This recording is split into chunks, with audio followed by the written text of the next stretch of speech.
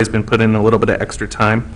I wanted to announce that Leslie has turned in her resignation notice and that she will be leaving the city soon. And I wanted to thank her for all of her work that she's doing right now and making sure that she hasn't just checked out. She's making sure that we're trying to set up for the future and getting ready for things. We will be advertising for that position over the next week and then collecting some more resumes and looking forward to some more interviews for that. I will reach out to a few of you guys for that. And then I wanted to say that I've got a meeting tomorrow actually with Long Lines to kind of discuss a little bit of bridging that gap between losing our admin assistant and getting rolling. So, and then also to Consortia, who is also going to be stepping up and helping us get through some of that process. We have been going through all of the bills, and we are making sure that we come through each and every one because there are some meter reading inaccuracies sometimes, so we're trying to make sure that this is our first time looking at it, that we are spending a lot of effort to try and make sure that everything comes out right. So we're going to be trying to get those out over the next couple days. Thanks for doing that. I know this, that when you're not used to doing that and looking at all those figures, it's that you're trying to double check. And then I also wanted to thank you guys for going with Center Benefits and to thank Center Benefits for all of their assistance that they're doing. I cannot imagine doing all of that on top of everything that we're already doing, and also Class Law for all of their assistance that they've been doing. And that's all I got. Yeah, that's good. Okay, thank you. Travis. Transmission line work at the substation will begin Monday. That'll tie in the new north feeder into the new substation. Tomorrow we will de-energize one of our old substation transformers so we can do some breaker testing and configuration. And then that first leg of transmission line work will be completed, we're hoping by May 27th, so then the 27th or 28th we'll be able to energize the north transformer in the new substation. And then once that sits for a day, we go through some testing, then we'll be able to pick up the town load off the new transformer, and then we'll begin the next leg, which would be rerouting the south transmission line, which is the old line, and tie that into the substation. That'll take another week, and then we'll be able to energize the south transformer in the new substation, test everything, and then put everything back to normal. So we're looking at June 9 as tentatively new substations up running totally with both transformers. Both transmission lines are tied in, and we're running back to normal on all our configurations. So, and then work on the pool. We're staying on schedule. We plan to have the climbing wall up and some of the deficiencies from the flood corrected, and we'll have an inspection for that on May 29th. We kind of have set a no later than opening date for June 2nd, but I'm really trying for a May 30th. That'd be a Friday before that weekend. So, you know, sorry we can't say right now opening day is going to be here, but watch Facebook and our website for an official opening date, and we will honor last year's passes. So we're just looking forward to getting the pool open. That's kind of the start to the summer, and everybody looks at that. So pretty excited. Thanks for all the work. I know you've had a lot on your plate Yeah, with all the we had capital projects and then the flood disaster, and it just compounded. And, Yep. and then filling in for interim this and that. Just keep plugging away. Yeah, it would be nice to have the electric project coming to an end. Yeah, pretty excited. Okay, thanks, Travis. Chief DePriest. Nothing at this time. Okay, Carol. We did have another big, very, very successful grant application go through. I'm pretty excited to announce that we were awarded $1.78 million, or $1,780,000 to assist in the expansion and renovation of Maple Crest Apartments.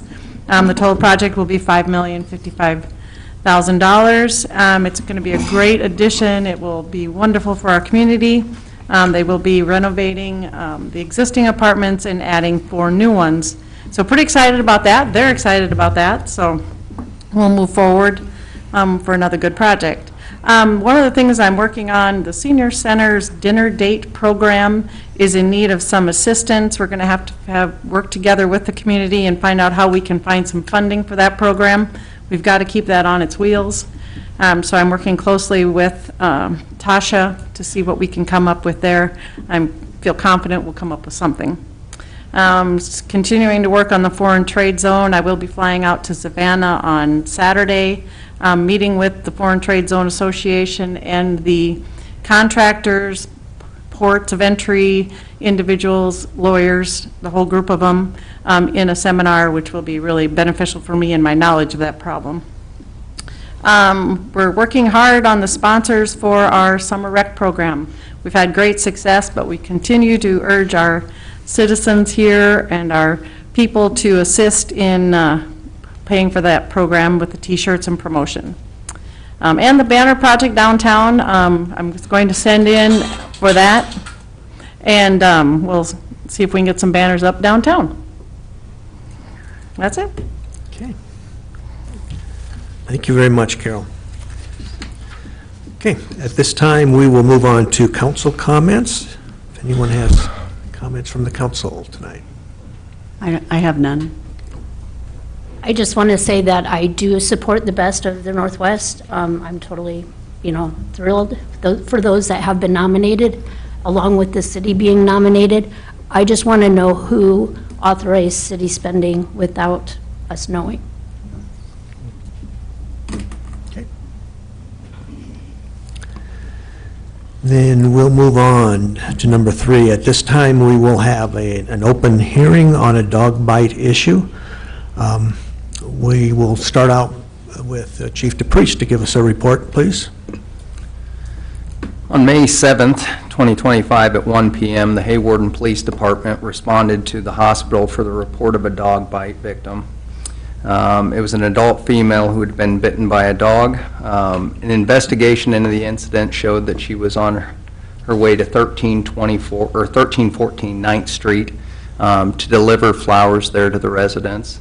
There was a dog that belonged at the residence, came out of the garage, began to go up to the female, sniffed around her, and as the female reached down to pet the dog bit her, causing injury to her finger. She also fell backwards and scraped her elbow. At 2:31 p.m. that same day, an officer with the Hawarden Police Department went to that address and met with the owner of the animal, Jane Larson, and he explained the situation to Larson and that the dog would need to be impounded per Chapter 55 of the Hawarden Municipal Ordinance. And then on May 8th, Jane Larson provided written notice to the police department that she would like a hearing on the matter. Okay, thank you. At this time, do we have anyone in the audience that would like to speak to this issue? Can you make sure that your mic is turned on? It should have a green light on the front. It's got a button. I usually talk pretty loud the way Sorry. it is. But that'll be for the Oh, yeah, audience if sure. they can hear us. And state your name if you would. Yep, Willie Garrett was a resident here in Hawarden. Last time I was in this building was probably 2008. Worked at the police department for 10 years. I know most all of you. And then I retired recently from the sheriff's office in Woodbury County. Just here to speak on behalf of my mother-in-law, Jane Larson. It's an emotional subject for her, as you probably know, so it's a little harder for her to get up here and probably talk to you about it. Just recently in December, she lost her soulmate, Randy Larson, my father-in-law. So I just want to give a little insight to what you're dealing with as far as this canine goes, who was raised by Randy Larson from the time it was a pup. It was born and raised here in Sioux County by Sunday Ford. It was one of her pups. So that just gives a little insight of what type of dog we're talking about. And I noticed in the code, it doesn't really give a definition for dangerous or vicious. I tried to look that up to Iowa County courts, and I really didn't see a definite definition. But it also said in the ordinance that there would be an investigation done and that there would be an order given to her or a notice given to her, and she never received any paperwork on how they came up with this investigation or what indeed happened. I think they probably told her that someone had gotten bit, she knew who it was, and that working here in Hawarden, taking plenty of animal complaints. If there is a dog bite at the hospital, they're going to notify the police department, which we have no problem or an issue with that. Jane's definitely a law-abiding citizen. She's probably never been in trouble with the law in her life. And just so you know, that the dog was trained by Randy from the time it was born. And if any of you had met the dog, you know it's a very friendly dog.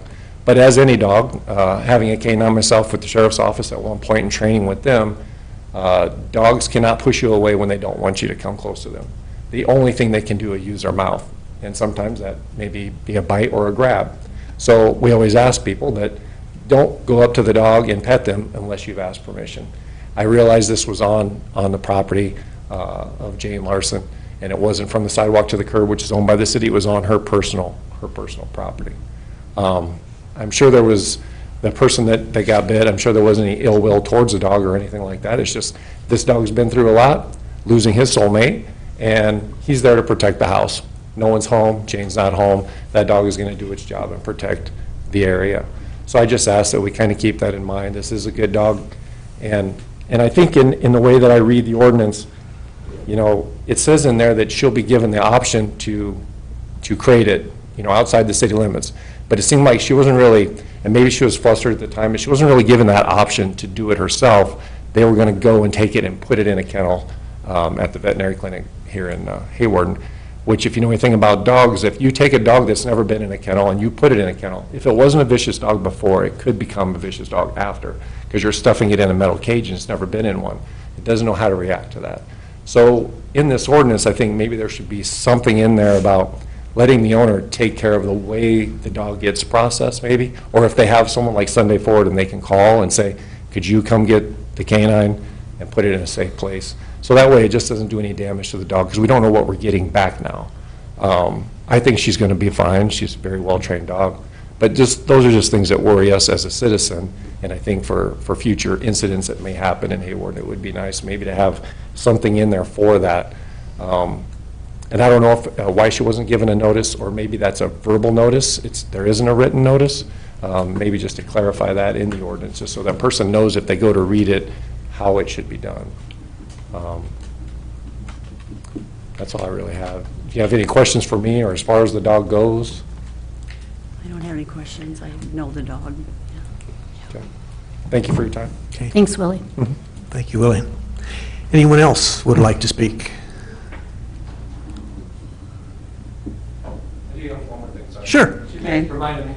I don't always remember everything. So Randy had a barrier for the dog, and so basically it's in a collar, and the dog was wearing the collar. So basically the way he had that perimeter set up, because he was home all the time, Jane didn't know how to reset it. We're figuring that out now. It was set for like 5 feet in front of the garage and for the whole backyard, a portion of the backyard. So the dog can't get from that area to the curb or to the mailbox if the mail came, or the sidewalk. The dog can't reach that far, and it does. It stops right there. So it would not do anything unless someone came past that area, which there's nothing, you know, written on the ground or anything to let somebody know that. And you always got to be careful to put beware of dog, because then sometimes that makes people think that the dog is mean if you put the sign up. So it's just kind of hard to know like what to put. So we are changing that barrier, so it'll be from the garage to the backyard, so they can't even get out of the garage. She does like to have the door open. That's the way she was raised, to see traffic and see people going by. She gets super excited for the UPS driver and the mailman here in Hawarden, who knows the dog and gives it treats, so she knows to go past the barrier to give the dog treats. So we'd like to be able to at least have that garage partly open for the dog, so it can still see everything it normally did before. And one thing, Willie, Jane wasn't expecting this lady to be coming to the house either. No. She just no, came on her own. Came on her own, yes, That's the way I correct. understood it, okay. Yep. Thank you. Would anyone else like to speak? Okay, discussion. Well, I don't want to place any more charges. I feel that the lady walked on the yard, there was a barrier. She made the effort to pet the dog. Jane wasn't expecting this person to be coming over. The dog was contained, and she walked up to the dog, so I just don't feel that we should move forward with anything else. I agree with what Patty has said. I also want to take Willie's advice and re-look over that ordinance to make sure we have everything covered that we need to. It was not our intention for the public to fear that we're here to take away their dogs. I just do not want the residents to feel that. I'm sure they probably do, but that's not the intent of that ordinance. It was for like more vicious attacks, and then the dog no longer, we have no control over. So I would like to ask for the chief's input as well. You know, what you've done in the past where you were enforcement before, to get your advice, maybe some of your police officers' advice as well, to kind of look that over and see where we need to make some changes. So, thank you. And the city has just given like a probationary period in the past. This ordinance was restructured because of a terrible dog bite about a year ago. And the person that owned the dog took off out of town with the dog. And so when it was being looked at, we didn't have access to the dog, is what I mean. And the person got bit really bad. So we started looking into a little bit stricter ordinance to try to, you know, there's the severe dog bites, and then there's some, I mean, they're all bad, but I mean, there's some that are scratches or, so I just want you to know that that had been looked at for those reasons in a way. But I would just suggest a probationary period and then not going any further. They've done their due diligence. They put the electric fence, the underground fence. Seems like an isolated incident to me. I mean, the dog probably didn't even know that person. So it makes a big difference if they know him or not too, so. And that's just a good reminder for the public, you know, if you don't know the dog, don't approach the dog. Don't reach. So. Chief, how was the dog towards the police officer that showed up that day? How was the dog acting? My understanding is it was friendly, and the Okay. officer was able to pet the dog. That's what I A lot. figured. Okay.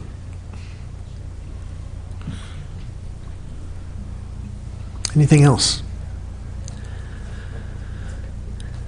Could I have a motion on how to proceed with this? I make a motion that we release the dog back to them, pretty much the same standards that we've done with the last few dogs as far as being on probation.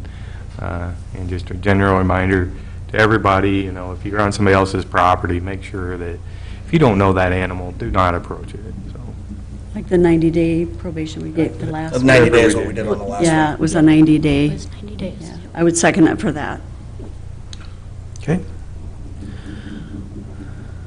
We've got a motion and a second. We'll do a roll call vote on this.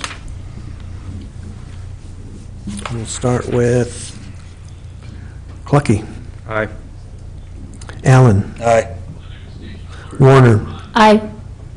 Harvey, No. Anderson. Aye. Passes 4-1. Thank you. Thank you for attending tonight. Moving on, you can stay for the rest of the meeting if you want.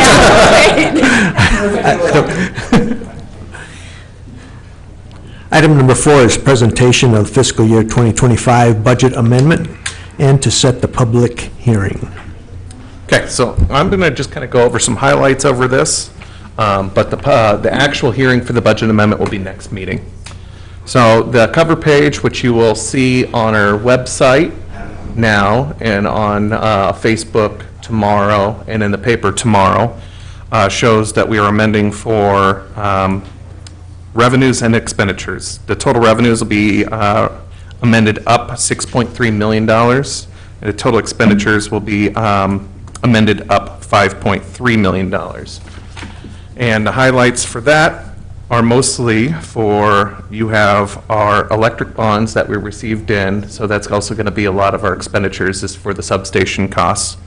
And then some FEMA revenues for the FEMA expenses that are coming in. FEMA's back paying, FEMA with the state is giving us about 85 cents to the dollar for the things that are approved. and we have already started seeing some of those monies come in. So we're Good.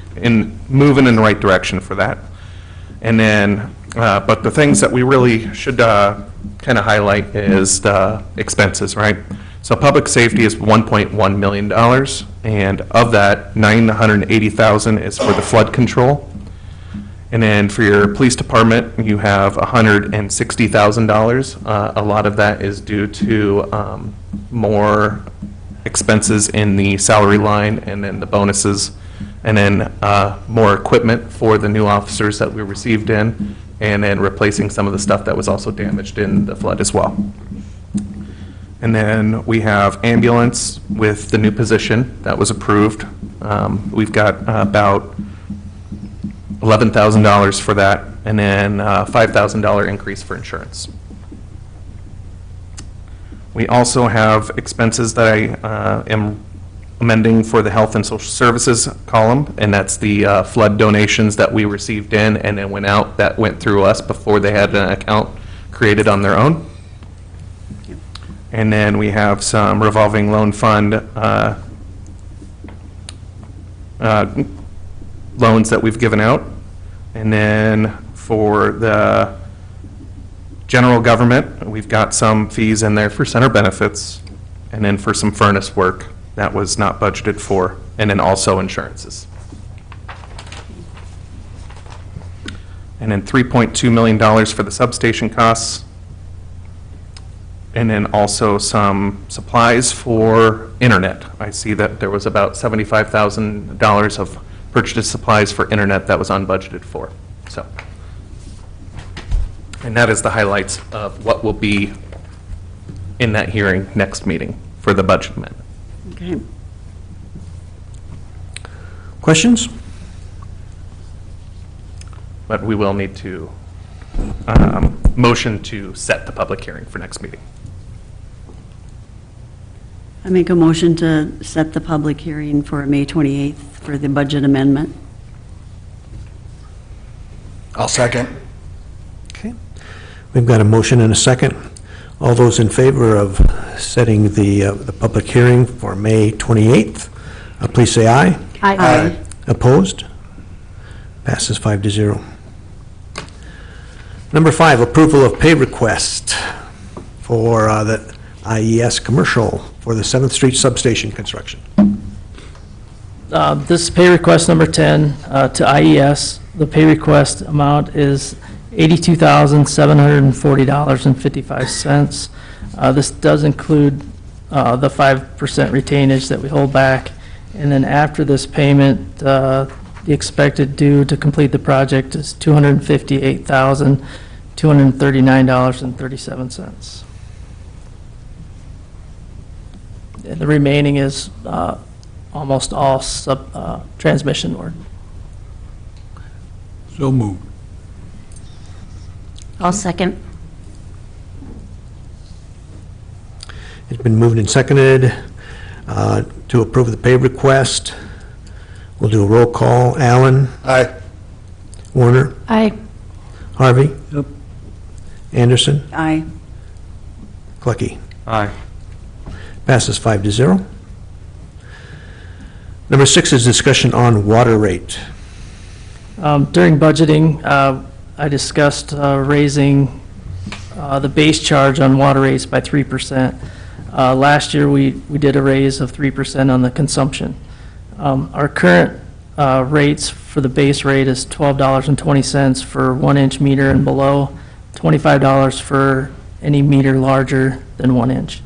The new rates with this 3% increase would be $12.57 and $25.75 respectively. This increase would increase the revenue in the water department by roughly $5,311. It would increase a residential billing $4.44 annually. I believe that doing these small increases, not annually, but on a more frequent level, it keeps us from those large increases that really hurt the pocketbook. So if it's approved here during discussion, then we'll bring a ordinance at the next meeting, and that'll allow us 3 readings, and we can start the increase July 1st. And we did talk about that at budget time, I remember. So, and I do agree with the smaller ones, so you're not doing it like really, real big hit. Yep. So you want, Well, just an approval, then Okay. we'll bring the ordinance next meeting, we'll start voting on a those. so- consensus, you mean, to Yep. bring it back? Okay, yeah. Yeah. Yes. Okay. Got it. Okay. Number 7, discussion on garbage rate. This is one we've done quite a bit in the last few years. Northwest Iowa Solid Waste Agency has approved a $3 increase called their gate fee at the landfill, and that begins July 1st. Our contract with OC Sanitation allows for them to charge 13 cents per customer per each dollar of increase. Historically, this fee's been passed on as a landfill gate fee, and we just ask that we do the same this time around, so it'd be a 39-cent surcharge added to the current charge of 91 cents. So the new fee would be $1.30 per month per customer. This is just a pass-through that OC is charging the city based on their fee at the landfill. We talked Yeah. about that before, too. Talked about that, Yep. yeah, before. And a little bit why the landfill is raising that cost is they had to accelerate a new area for garbage. They took in like a 1.5 years worth of garbage over the flood. They are recouping that cost as well, but it just accelerated some of the things they had to Yeah. do, so there's increases everywhere. So we would bring a resolution for next meeting if we have a consensus. Yep. It's always nice to have the discussion, then move things forward, so, Yes. We agree? Yep. Yes. okay. Okay. We will have that ready next meeting. And that'll take effect July 1st as well, so they won't see it till your August bill. And number 8, discussion on electric scooters. I thought I would bring this issue to the council. It's one that I've taken numerous complaints on, especially here recently. A lot of those concerns are from citizens about near-miss situations with these kids and adults riding electric scooters both on the streets and the sidewalks, where a car doesn't see them in their blind spot as they're backing, or the electric scooter rider not stopping at a stop sign and just going through the intersection, and the driver not knowing their intention. Other complaints have centered on the age of the rider, riding double, wearing headphones while riding, or even being on their cell phone while riding on the scooter. Under current Iowa law, electric scooters may be driven on the streets as long as they go 35 miles per hour or slower, and they're treated as a manner of pedestrian conveyance. So they have the same rights as a pedestrian at intersections, or like a bicycle, which a bicycle has if they're in an intersection. So I just wanted to bring this topic to the council for some discussion on how we should proceed. Yeah, I've personally witnessed, them blowing through the stop signs and stuff like that.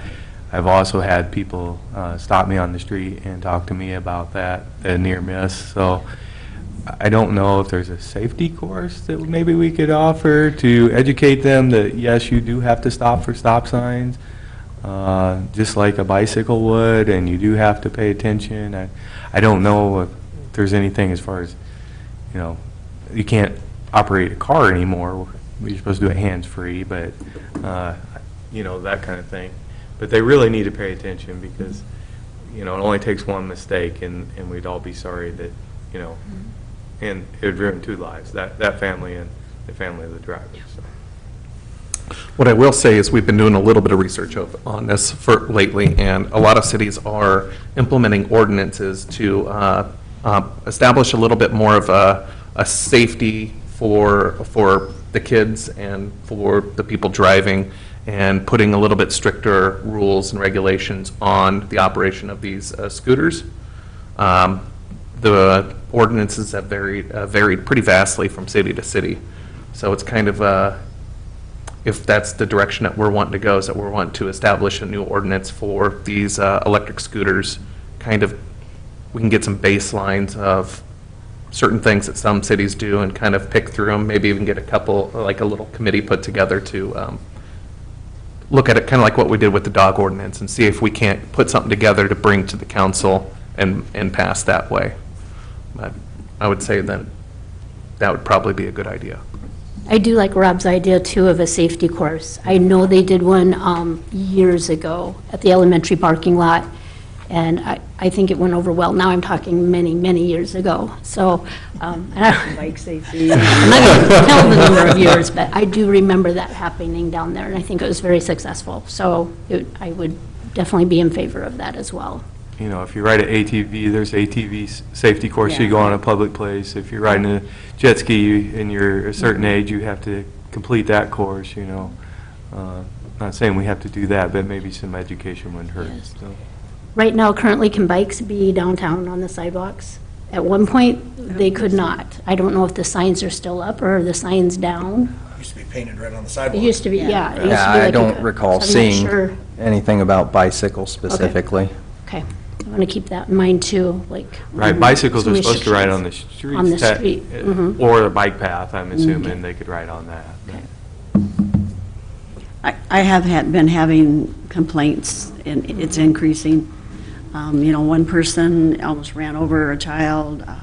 Actually, I was coming here tonight, and one child went through well, it's an intersection, it's not a stop sign, went through and almost hit the back of my car, wasn't paying attention. I just would feel horrible as a driver if I really injured somebody, or I had them coming down the middle of the road at me. But I've been having people calling or stopping me and asking, you know, can you look into this? Because they don't want to hit someone either. So I do like the idea of looking at this other city ordinances and also a safety type of program. I have seen where they got headphones and they're on their phone going, driving, you know, or there's some really little ones on there too. Yeah, there's more than one person on it. It's scary. I've seen 2, one time 3, but they double up, but yeah, I would feel bad if I hit someone I know. And maybe consider helmet requirement. I know I see those scooters going and you know, even if they weren't hit, if they hit a pothole or something, there's not a whole lot of protection for them, but. It does help Anything- to see the orange flags on some smaller, I don't know if they can fit on the scooter Yeah, things or, and razors. yeah, because there's not much to them, but, It's only going to get worse. Right. Yeah. and it's concerning the highways with faster traffic. Oh, I know some cities have had certain crossing paths, if you will, at different areas of the community, especially if, you know, I don't know, something to be look at everything once and see if we can help make that safer. And see if there's a safety course out there we can Yeah. follow. Instead of reinventing it, I'm sure there's one out there Oh, yeah, somewhere. there always is, yeah. Okay. Brian, have you got the information that you want to move forward? And I believe so. okay, thank you. We're at the end of our agenda. I take a motion to adjourn. A motion to adjourn? In a second. Second. All those in favor, please say aye. Aye. Opposed? Passes 5-0. Thank you. Our next meeting is May 28th, 2025. 28th. Somebody's going to end here pretty soon.